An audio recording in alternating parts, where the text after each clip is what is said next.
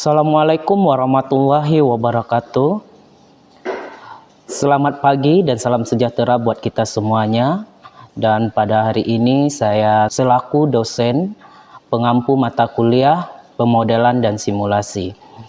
Di mana mata kuliah pemodelan simulasi ini, sebelum saya masuk ke dalam topik pembahasan, perkenalkan nama saya Mas Rizal, tamatan dari Prodi Sistem Informasi di salah satu universitas swasta dari Sumatera Barat, Universitas Putra Indonesia YPTK Padang, dengan mengambil konsentrasi di bidang ilmu sistem informasi. Yang kedua, saya tamatan masih tetap satu universitas, yaitu Universitas Putra Indonesia YPTK Padang. Saya tamatan magister di tahun 2018. Maka dari ini, saya akan mereview atau menjelaskan bagaimana itu dalam pengenalan pemodelan dan simulasi dalam perkuliahan di Prodi Sistem Informasi. Di mana di sini saya adalah sebagai dosen pengampu mata kuliah yang dinamakan mata kuliah pemodelan dan simulasi yang berada di Prodi Sistem Informasi di salah satu Fakultas Sains dan Teknologi Universitas Labuhan Batu. Masuk kita ke dalam topik deskripsi mata kuliah.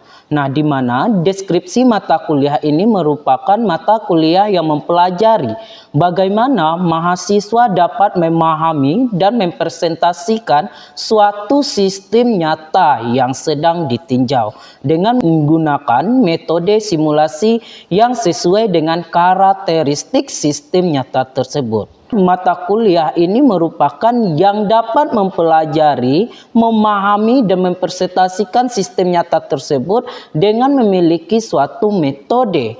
Nah, metode yang kita lakukan itu adalah metode dalam pengalgoritmaan dalam aritmatika, sehingga suatu model sistem di mana komponennya dipresentasikan oleh profesor-profesor aritmatika dan logika yang dijalankan komputer untuk memperkirakan sifat-sifat dinamis sistem tersebut. Capaian pembelajaran. Setelah mengikuti mata kuliah ini, mahasiswa dapat menjelaskan pemodelan dan simulasi komputer, serta dapat menjelaskan kapan dan kenapa harus menggunakan simulasi tersebut. Pertama, mahasiswa dapat menjelaskan cara kerja perangkat lunak simulasi dalam kaitannya dengan pemodelan waktu dan variabel simulasi. Yang kedua, mahasiswa dapat menjelaskan metode simulasi dan dapat bekerja dalam tim untuk menyelesaikan masalah simulasi. Ketiga, mahasiswa dapat menuliskan dan mendesain model konseptual dari masalah yang diberikan. Keempat, mahasiswa dapat mengumpulkan data dari kasus yang diberikan dan menganalisa variabel dan distribusi secara pengalgoritmaan yang kita pakai dalam konsep statistika. Kelima, mahasiswa dapat mengimplementasikan model konseptual menjadi bentuk kode dengan menggunakan dalam bahasa pemrograman. Keenam, mahasiswa dapat menganalisis hasil simulasi dan menyajikan dalam bentuk grafik. Ketujuh, mahasiswa dapat menjelaskan tahapan pengimplementasian untuk menjawab kesuksesan implementasi dan pengukuran yang berhasil dilakukan. Kedelapan, mahasiswa dapat menjelaskan teknik pengujian verifikasi, validasi, confident atau tingkat keyakinan dari model simulasi yang dikembangkan. Di mana tujuan instruksional umum mata kuliah, mahasiswa diharapkan pertama memahami konsep sistem, model, pemodelan sistem, dan simulasi. Kedua, mampu memodelkan dan mensimulasikan sebuah permasalahan dalam sistem nyata. Aturan perkuliahan. Mahasiswa mampu juga mengikuti aturan perkuliahan pada pemodelan dalam simulasi. Pertama, mahasiswa mengikuti perkuliahan sesuai dengan kelasnya masing-masing. Tidak diperkenankan pindah-pindah kelas. Kedua, mahasiswa hanya dapat melakukan absensi sesuai dengan kelas yang diikutinya. Yang ketiga, mahasiswa yang terlambat memasuki ruang kuliah lebih dari 15 menit tidak diperkenankan mengikut perkuliahan dan absensi dianggap alpa. Hal tersebut berlaku tanpa pengecualian. Selanjutnya, jika dosen terlambat hadir lebih dari 15 menit, maka ketua kelas wajib membuat absensi sebagai bukti kehadiran peserta kelas pada perkuliahan model simulasi, kecuali telah disepakati sebelumnya. Materi kuliah. Nah, materi kuliah dalam pemodelan simulasi, pertama, konsep sistem, pemodelan, dan simulasi sistem.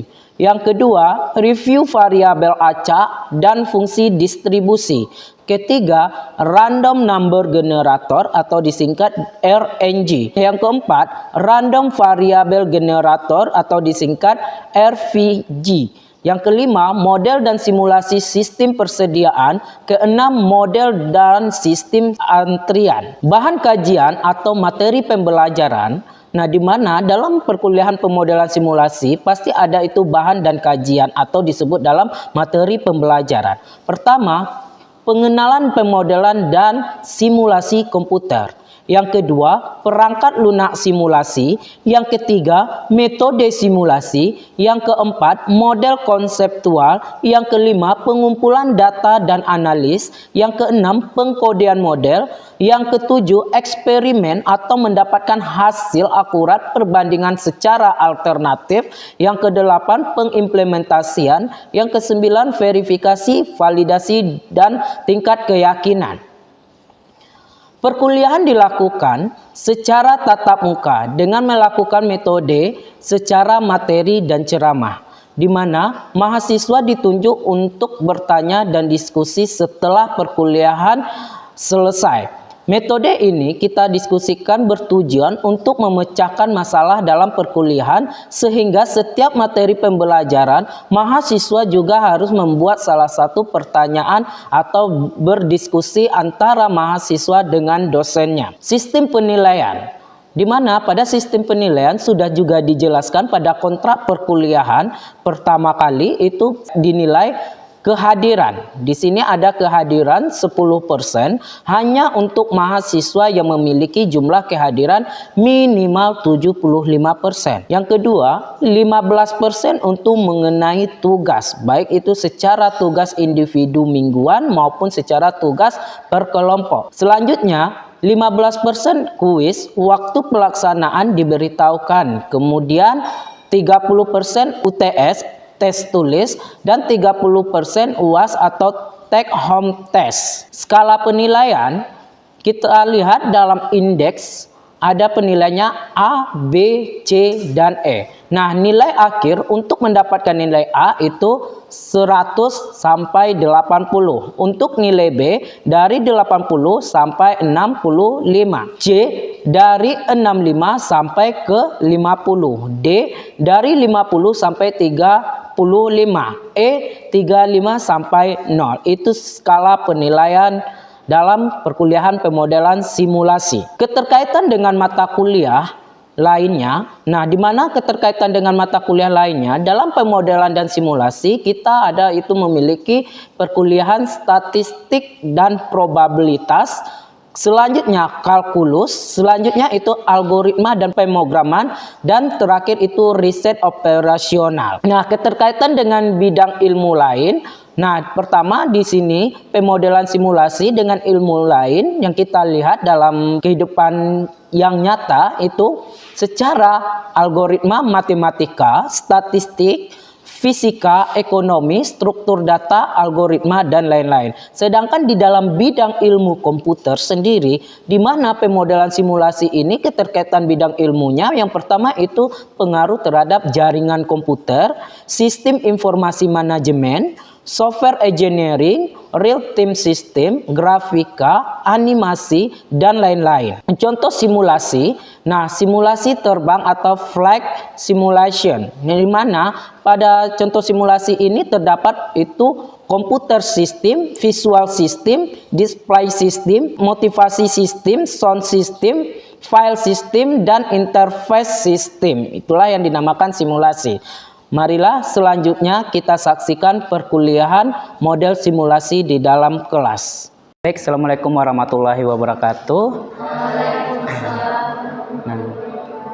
Selamat pagi dan salam sejahtera. Baik, kali ini kita masuk dalam perkuliahan pemodelan simulasi. Bahwasanya pertemuan kita yang hari ini adalah membahas itu pembangkit bilangan acak. Nah, dimana semalam kita sudah membahas itu apa itu pemodelan dan apa itu simulasi. Nah, simulasi atau pemodelan yang kita katakan adalah sebuah rancangan sistem yang akan dilakukan pada pengaplikasian. Nah, jadi di sini kita nanti akan membahas itu bagaimana pembangkit bilangan acak atau disebut random number generator. Nah, di sini salah satu contoh dalam kehidupan kita nyata, kita itu yang dikatakan bilang acak seperti kita melemparkan dadu.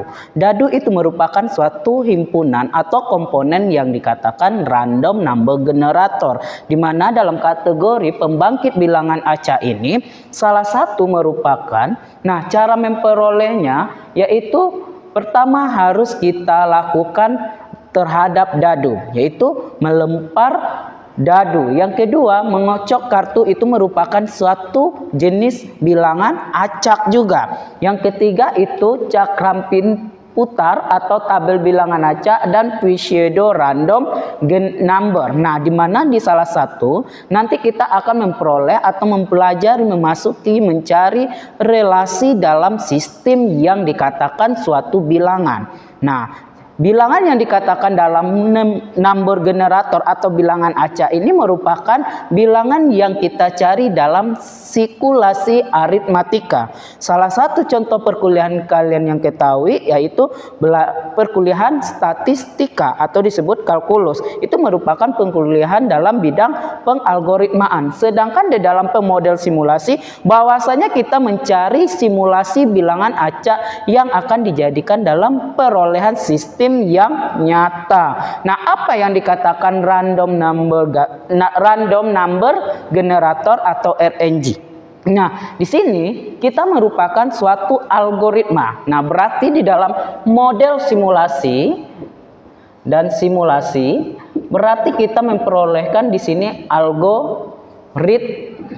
Nah, di sini dalam pengalgoritmaan itu terbagi dalam dinamik dan statistik. Nah, yang kita peroleh dalam sistem kita memakai yang statistik. Nah, di statistik ini kita ada dalam perkuliahan yaitu algoritma data ya. Yang kita maksud di sini adalah sistemnya memakai program Pascal. Yang kedua itu adalah merupakan suatu sistem bilangan yang disebut dalam statistik atau kalkulus. Yang ketiga itu adalah pengaljabaran dalam pengaplikasian yang kita lakukan nanti memakai Excel. Di mana Excel ini adalah kita memakai dalam pembilangan atau pencarian dalam algoritma yaitu memakai metode Monte Carlo. Nah, di mana metode Monte Carlo ini kita memakai adalah jenis dalam Excel. Jadi di sini kita bilangkan itu RNG atau disebut random generator, bahwasanya di sini dia adalah merupakan urutan-urutan yang berbentuk dalam sequence. Nah, di mana di sini kita mengetahui perhitungan dengan komputer yang diketahui distribusi pada bilangan tersebut. Salah satu sistem yang ada di Excel itu kita mencari dalam bentuk dalaman rumus. Nah, ada itu dalam if, ada dalam sum, itu adalah mencari dalam bilangan himpunan rata-rata. Sedangkan di sini kita harus terus mencari itu dalam bilangan random keberapa. Yang dikatakan random itu adalah bilangan acak yang kita ketahui. Nah, pertama itu kita harus mengetahui sequence. Nah, jadi di sini buat kalian harus mengetahui dalam bentuk sequence-nya itu apa. Di sini bahwasanya random itu telah dihasilkan secara urut. Misalkan kita harus mengetahui random itu dari angka 0 sampai 9. Nah, ini adalah urutan yang angka yang berurutan. Nah, di situ kita harus mencari jumlah yang mengikuti algoritma tertentu sesuai dengan distribusi yang akan kita ketahui, di mana dalam square-nya ini berarti dia harus mengetahui dalam bentuk angka dari angka variabelnya 1 ya sampai 100. Nah, inilah yang dikatakan dalam bentuk square. Yang kedua itu distribusi. Nah, yang dikatakan distribusi itu, nah misalkan kita memprobabilitaskan atau suatu yang dapat kita gunakan untuk yang dapat menarik random. Nah, di sini randomnya itu kita harus memprobabilitaskan salah satu dalam bentuk pengaplikasian sistem yang akan kita lakukan. Secara sederhana kita harus mengetahui itu pada umumnya bahwasanya probabilitas ini yang kita gunakan adalah suatu uniform atau adalah disebut yang mana bilangan hasil acak yang telah kita ketahui. Itu yang disebut dalam uniform atau distribusi. Nah, kemunculannya tidak dapat kita prediksi. Salah satu contohnya kita melempar dadu. Bisa kita prediksi? Enggak kan? Tidak bisa. Kenapa? Karena itu adalah merupakan suatu bilangan yang kita acak bakal keluar itu hasil tidak ditentukan. Nah, yang kedua, tidak ada komputasi yang benar kita ketahui dalam bilangan acak secara sempurna. Memang kita melakukan itu pengacakan dadu itu tidak kita ketahui yang bilangannya yang sempurna itu entah angka berapa ya, number yang keberapa yang keluar itu adalah yang dikatakan dalam fungsi yang tidak komputasi yang kita ketahui. Yang ketiga itu harus dibangkitkan pada bilangan acak yang dimana kita menggunakan rumus aritmatika. Nah, nanti itu ada kita mencari RNG ini ada rumusnya. Nah, di mana rumusnya itu kita harus mengetahui nanti angka dan bilangan yang kita masukkan dalam soal yang nanti yang akan kita ketahui banyaknya algoritma. Nah, banyaknya algoritma itu pasti kita mengetahui dalam metode apa saja. Nah, metodenya itu dapat kita gunakan membangkit bilangan acak tersebut. Nah, berapa variabel kita lakukan? Jika kamu nanti membuat penelitian, misalnya kamu mengetahui tentang kelulusan mahasiswa sistem informasi. Nah, di situ kamu mengangkat variabelnya atau sampelnya variabelnya berapa. Nah, dalam simulasi percobaan kamu memakai sistemnya bagaimana? Nah, kalkulasinya bagaimana? Itu yang dapat kita fungsikan dalam distribusi uniform atau bilangan acak yang dapat kita lakukan pada pengolahan sistem tertentu. Nah, di sini yang kita lakukan adalah sifat-sifat pembangkit dalam bilangannya, yaitu pertama harus memiliki independen. Nah, jadi di sini setiap variabel yang saya jelaskan tadi, yang saya omongkan tadi, nah bahwasanya misalkan kamu membuat tugas akhirnya mengenai kelulusan mahasiswa untuk sistem informasi. Nah, di situ kita harus tiap variabel harus bebas dari ketentuan tersendiri. Nah, seperti kita ketahui ya, di situ ada ZI. Nah, ZI itu adalah merupakan hasil akhir atau hasil yang kita ketahui.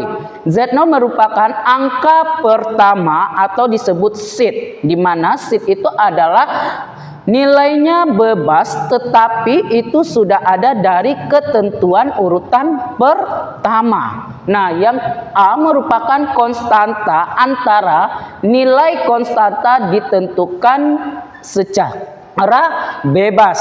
Yang C itu adalah merupakan konstantanya angka nilainya yang digolongkan bebas. Berarti di situ ada nanti ZI ya.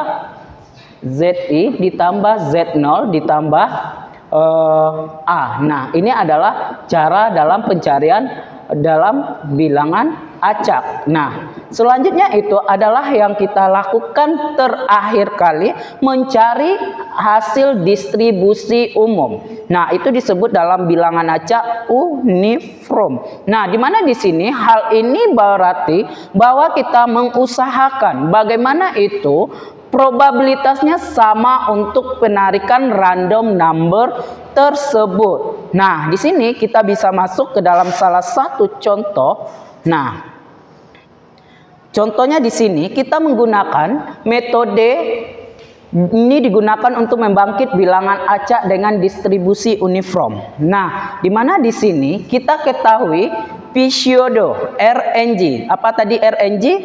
Random number generator. Nah, bahwasanya di sini kita berbentuk rumusnya ya ZI. Nah, ZI sama dengan A dikali ZI ditambah C modulo atau disebut dengan kita singkat M ya. Berarti ini adalah rumusan dalam pseudo RNG atau disebut random number generator. Bahwasanya di sini di mana itu ada keterangannya ya di slide, bahwasanya ZI itu adalah nilai bilangan KI dari deretannya. Berarti ZI itu adalah deretan nilai yang telah ditentukan.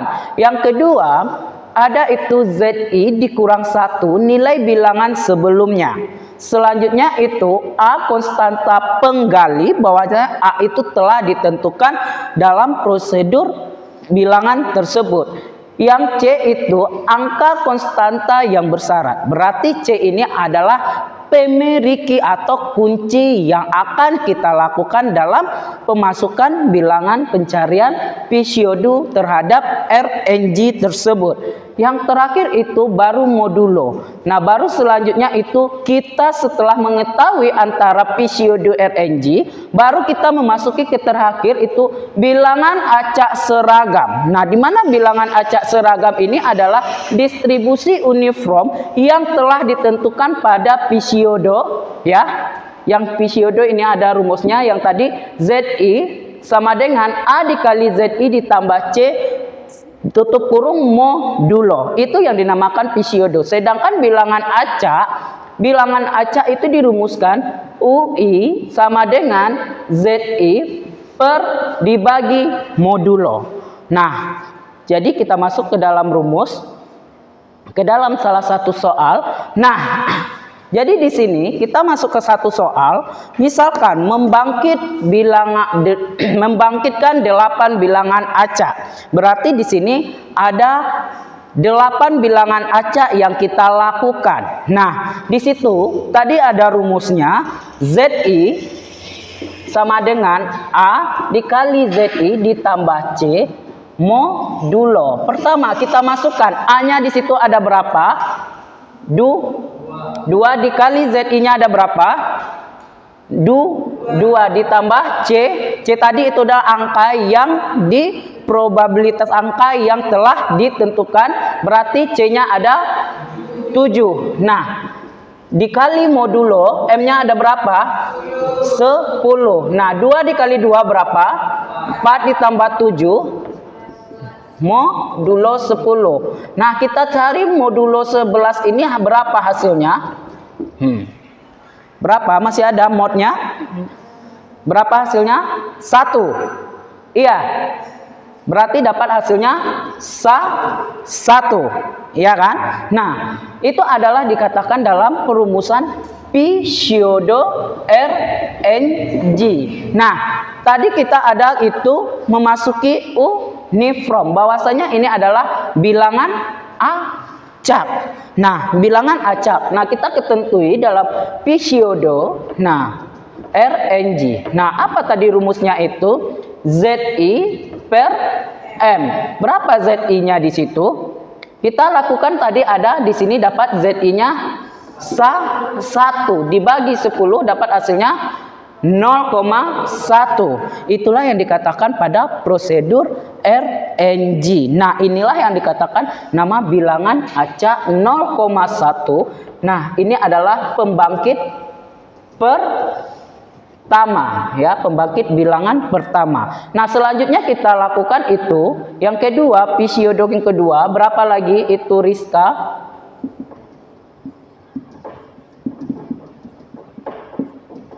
Jessica, berapa lagi? Kenapa 1? Yang kedua, masuk kita yang kedua. Tetap A-nya tetap 2 dikali ZI-nya berapa? 1 ditambah 7 dengan modulo 10. Nah, berapa? 2 kali 1. 2 ditambah 7, 9. Modulo 10. Berapa hasilnya? 9. Nah, kita cari dalam pseudo RNG. Nah, RNG berarti RNG-nya ada berapa tadi? 9/10. Dapat hasilnya 0,9. Kita lanjut yang ketiga, Z3. Jessica. Pasaribu. Lanjut cepat. 2 dikali 9 ditambah 7. Modulo 10. 2 dikali 9 berapa? 18 ditambah 7. 25 modulo berapa? 5. Masuk lagi kita ke pseudo RNG. Nah, RNG ini adalah tadi dikatakan 5 bagi 10 berarti 0,5. Nah, inilah yang dikatakan pada prosedur dalam bilangan acak. Nah, paham? Paham?